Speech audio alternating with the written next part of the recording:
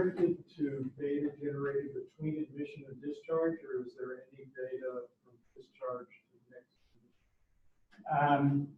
We try to collect the lab data, but I don't go after the whole medical record or clinic visits and so on.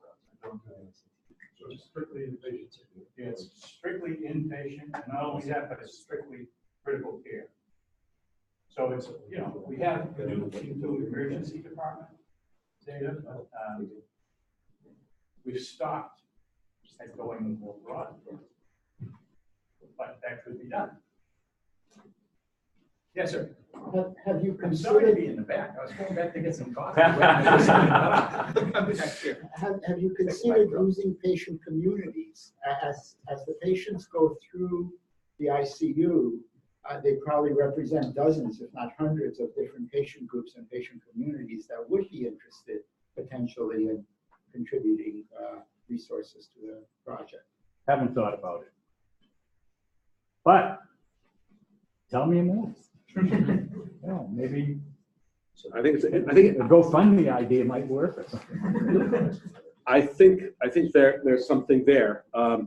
He has a lot of spare time. Get him to help you do that. Yeah. Okay. David. Yes, David. I think the answer is no, but I wanted to check. One of the draws for a place like Beth Israel to be a partner in this, in addition to all the broader impacts that you mentioned, is that you now have potentially tens of thousands or more people working with your institution's data that could actually improve your institution's health care. Have there been any success stories yet of BIDMC bringing any of the research advances back to directly impact BIDMC care? Not that I know of. Leo? I mean, there has been some changes, for example. Can you please stand up every time you make a comment, all of you guys, just so that you can Yes. record? So we presented one study to the quality improvement, talking about the increased mortality if you admit them somewhere else. And that led to the rearranging of the ICUs so that we would not admit people from outside the floor. So there has been some changes based on some studies that were performed. I wonder if that's an opportunity to work more closely with BIDMC on starting to put the pieces in place to make more of that happen, because that's going to be perhaps what then motivates other places who might be more selfish than BIDMC is to participate in a similar way. I do want to point out that there was a perfect storm that allowed Roger to do that. There was a what? Perfect storm.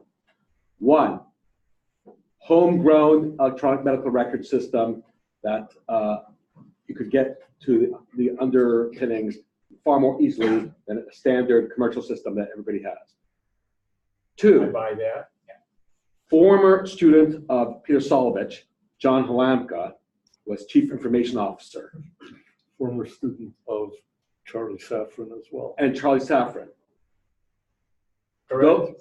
Those two things are very unusual things. In fact, I would pay good money on a bet that you could not even reproduce the same experiment in Beth Israel starting from scratch today.